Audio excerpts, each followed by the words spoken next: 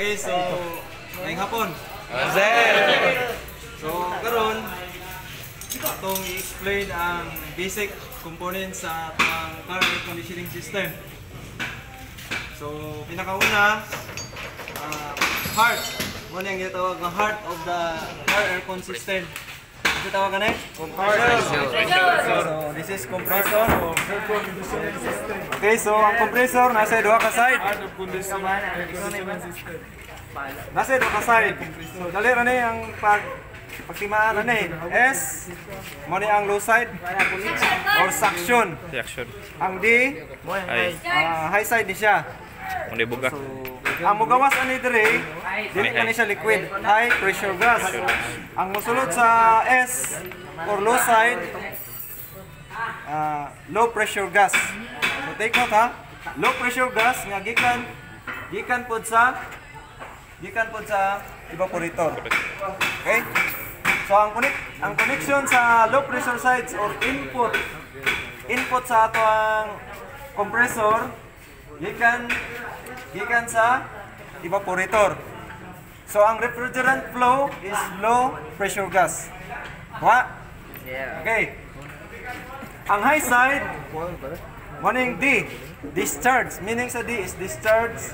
So nato say katong tauranan ganin sa system analyzer or manifold gauge. Ang tawag ato is discharge service valve on ra nadre sa uban asa linya. So depende na siya sa vehicle kung asa niya gibutang. So kani siya naa siya dire. So di na ka magproblema kay dire na siya gibutang niya tanan. So kani dire na to ibutang tong ito siya nga instrument ako ibutang dire. Manifold gauge. Okay, manifold gauge. Katong blue ba? Blue o red. Siyempre ang blue is stands for low pressure gauge man tong blue. So dire po siya sa S.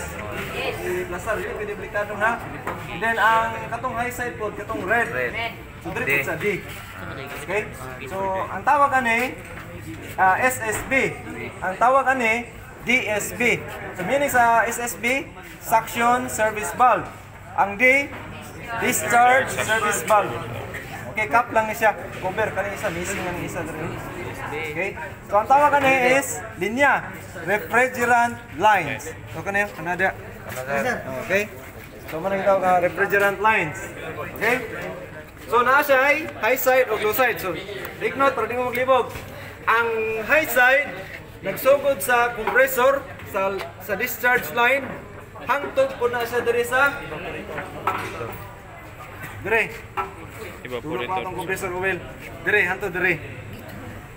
Sa ato ang expansion valve. So pag out sa expansion valve, dili na siya high side, low side na siya. Take note ha. Low side na siya. Okay? So unsa na trabaho sa atong expansion valve? Is to control the flow of refrigerant. So meaning, siya ang main controller sa flow of refrigerant. So makita ninyo, naa siya ginatawag nga capillary tube diri nga connected diri sa atong outlet sa atong evaporator. Siya ang ga-send sa signal sa atong temperature sa atong refrigerant flow dito sa sulod. Pag na-sense niya nga medyo init na, so mag-usap ang response. So muhatag siya pressure diri signal para pa-kusto niya ang flow sa refrigerant. So pag na-flow sa refrigerant dire, katong low pressure liquid refrigerant nga naga-flow diri sa atong evaporator, kaning line linya sa evaporator. So mag-create siya frosting ba? Katong pareha sa refrigerator. Kaya siya katong nag-ice. O nag-ice. So katong heat air nga gikan sa drivers or passenger compartment mo tong muagi dire. So muagi sa dire. Pag agi niya, so wata kabalo kung dire man side kay di man sa single. So kung nasa dito sa casing, makita na to kung asa ang iyang side ani. So either dire or either dire. So pag agi niya dire, siyempre init man to. So i-absorb sa atong evaporator tong kainit. Pag gawas niya dire, atong hot air nahimo cold air, air. O cold air na siya. Pag nakawan ang aircon ha. Okay? So mo siyang nito mo. So, mo to siya ang masense dire. Masense sa atong ginatawag na valve sensor. Kung tawag na dire katong coil lang na siyang gaana siya dire. Mo to wata ko signal para i-control niya ang kwan. Pag bugnaw na po kayo, yan na pong i-pininayon ang flow. Ano siya? Pero napo ni siya coordination sa atong ginatawag na temperature switch. Kaya dito man kita ka-control ang main ang driver, dili man kani siya ang trabaho niya controller sa flow sa refrigerant. Pero ang nagbuot jud sa control sa temperature switch. Ang temperature switch siya pod ang naga-control sa entire kani pinaka-main jud niya kani. Kaning atong magnetic clutch. So bali ang trabaho ko sa temperature switch on off, di ba mapansin nato ang air conditioning mo, kusog ang andar, mo hinay andar, ana. Labi naka-standby sa wala siya kipakan sa driver, naka-normal siya RPM, mo kusog, mo hinay ang andar. So ang nag-control nato is temperature switch. Daga vary siya, it depends depende sa kung asa di cluster. Kung kamay lang ang cluster as temperature, magduwang lang sa kamay sa low temperature lang ang kuha, depende sa kinatawag na desired temperature sa driver. So, siya, mo to mag-switch on, switch off siya. Pag naka-switch off ang temperature, naka-neutral ang atong inani siya. Kani, mo man sa compressor, kani nga side. Mo niya sa compressor side, kani, nakinani lang. Ano, humok na siya, padalon mo na sa musab ang iyang andar. Kaya naka-switch off man ang atong kuhan. So, matingala ka, anong kusog man ang andar? Anong kusog ang andar? Kaya naasig, ibutangan ang atong air conditioning system of idle up system. Samtang idle up sa conventional VSB ang gamit, vacuum switching valve. Katong mubira sa accelerator level, muna siya para mo taas ang iyang RPM. So mo to purpose sa idle up system. So muna to siya ang trabaho niya. Okay, balik na diri sa iyang system. Next, ang kanina po. Ang condenser gikan sa compressor connected sa diri sa condenser. Okay? Ang inlet sa condenser high pressure gas refrigerant. Take note high pressure gas refrigerant. Paggawa sa condenser high pressure liquid refrigerant. Ano nyo na? Kaya mo gawas na uma. Okay? Uwa na, wagi siya receiver dryer. So ang receiver dryer is act as a filter na siya nga receiver dryer. So mostly sa purma sa receiver dryer na dire. Okay? So act as a filter o katong mga murag regulator po siya sa flow kay siyempre ang pag-flow niya dito sa atong expansion valve, so muhinay man. So murag siya diri, murag siya absorber gani to steady the flow of refrigerant siya. Dili kay filter lang, act as a siya, murag absorber sa flow. Ano siya. At the same time, act as a filter. Katong mga foreign particles, dili na matrap siya diri. Dili na siya makalawas dito sa expansion valve. Expansion valve gamay na biya mga receiver drive. Trabaho din sa expansion valve is to control the flow of refrigerant. Okay? So additional components na lang side glass. Kaya dari na ito ma-determine kung fully charged na ba o kaya kung big bubbles ang mag-indicate dire, meaning kulang o refrigerant. Wala hangin ha? Refrigerant. Dili ta pa niyo magamit og term nga hangin. Okay? So, big bubbles means lack of refrigerant.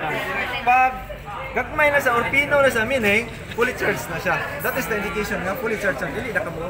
Mag-close na nato ang atawang ang atawang manifold gate. Okay? So, mo to siya. So, meaning to say, ang outlet sa receiver dryer connected sa inlet sa expansion valve. Ang inlet sa receiver dryer connected sa outlet sa saan? Condenser. Okay?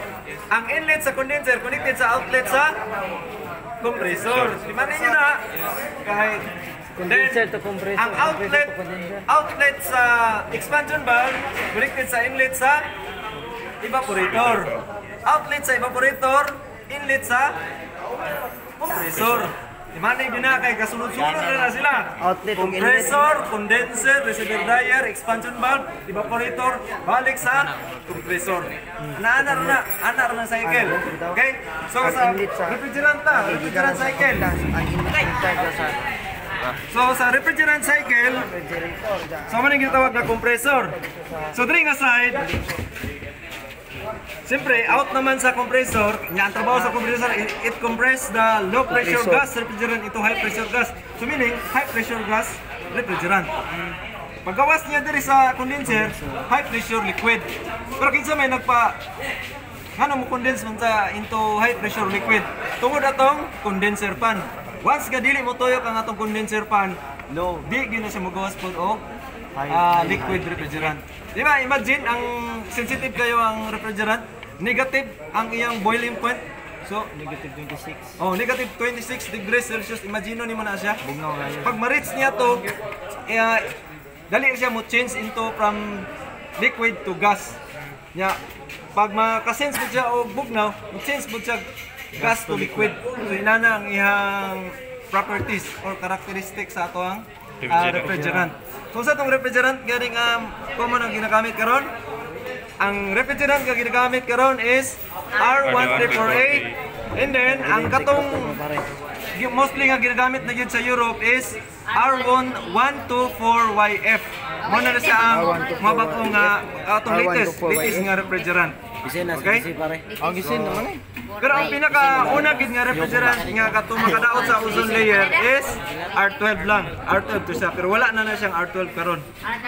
Okay? So R134A, and then nanapi ba nga refrigerant R124YF.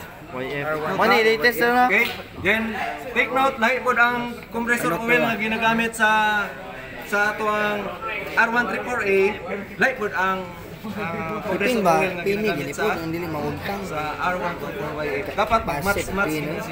Okay? Ipin. So ang compressor oil, kabalo naman ito ang purpose yun sa oil. So, lubrication. Kaya siyempre ang ato ang compressor is moving parts na siya. So need siya o lubrication, need siya oil. So ang oil, mumix na siya sa refrigerant. Refrigerant, uy. Wala. Ang naka-flow ra dito is oil lang yun of refrigerant. Okay? So mo na siya, balik na dre. High pressure gas refrigerant, paggawas. Low pressure. High pressure liquid refrigerant. Hanto dire yun na, hanto dire. Inlet, hanto sa inlet. Stop sa dire, may nainay na siya. Nana dire kita na resistance. Kaya ang trabaho sa thermostatic expansion valve is to control the flow of refrigerant valve. So naa siya variation. It depends sa ihatag sa sensing valve. Sa response dire sa reaction niya sa temperature.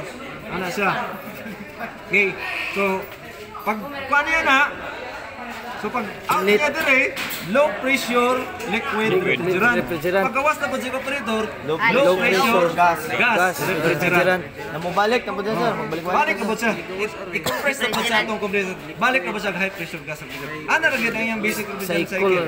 Babalik ra. Okay? So ang nagpa-change po dire sa liquid to gas, ang kainit sa compartment, drivers and passenger compartment. Pila ka temperature ang nag-accumulate dito gikan sa engine plus sa atong human temperature 100. sa heat from the sun o mo toy makuyog na temperature ako jud siya. Low pressure gas yan. Mo nang ma-change kita into gas. So basta functional ang atong blower. So ang electrical device nga naa dire is blower motor. Katong blade niya, fan ang tawag ato. Kato pong sa condenser fan, dili ito sa electrical device. Ang electrical device ito, katong condenser, motor. Okay? So motor to siya. Ang electrical device nga naa sa compressor, magnetic clutch. Okay? Magnetic clutch. Magnetic clutch to siya. Ang nakakontrol sa atong magnetic clutch, temperature switch. Okay, tingnan niya. Pero pinaka main jud nga switch sa aircon is katong aircon switch, katong AC switch. Oh. So ang mga switches dito, aircon switch, temperature switch, o blower switch. Katong blower switch katong na number. Katong speed sa blower ang iyang trabaho. Hangin na sila. Para sa hangin. Okay? Pero ang condenser, ang control na automatic na siya. Once na naka-on ang aircon, automatic fully functional gyud ang ato ang condenser motor. Okay? So, mo-off lang po ng condenser na to, condenser fan na to, kung naka-upod ang ato ang magnetic clutch. So meaning, ang main controller, si Magnetic clutch. hindi, Temperature switch. temperature switch. Di ba yun? Okay? So wala siya. Basta main switch lagi. Mao gina siya ang Control system sa lagi sa atong switch aircon. kaya katumaan. Nagbalik-balik lagi mo sila. So balik ato. Okay, nasabta na? Wala, gamay? Na. Gamay, sir. So ugma, 30 items. Pero magkatsa para naman ang madugay, sir. So wali 40 items ito nan. Ang 10 points katong kung 1 to ma-perfect 10, niyo tong 1 to 10. gisenta ko sa GC, kaya dapat ma-fully explain din siya unsay ginamin nato. So kato siya dito, i-distinguish niyo ang asa dito ang parallel connection o ang series connection kay kani siya mao ni gitawag nga single aircon system. May single aircon gamit lang isa ka condenser, isa ka compressor. Mao ni gitawag single aircon. Itag dual aircon, Dual gamit siya compressor. 2 condensers, 2 compressors ug 2 expansion valve. Mao ni gitawag nga dual aircon system. Thermostat Then example expansion sa dual aircon system, mga van. Ana. Sa mga buses, dual aircon system sa gamit na siyang daghan siyang air duct ang iyang gigamit. Kanang okay dagan lang Daghan sa blower ba niya air duct nas agianan ng hangin. So maro to siya dito. So single at saka dual aircon ang type sa car air conditioning system. Okay? So apa yung mga pangutana? Okay, so katura, I hope nga naamoy na learn gamay. Gamay na. Ugma, I hope na ma-perfect. Post mga ni mo. Post na sir. Please like and share. Okay, Thank please you. like and share. Thank you.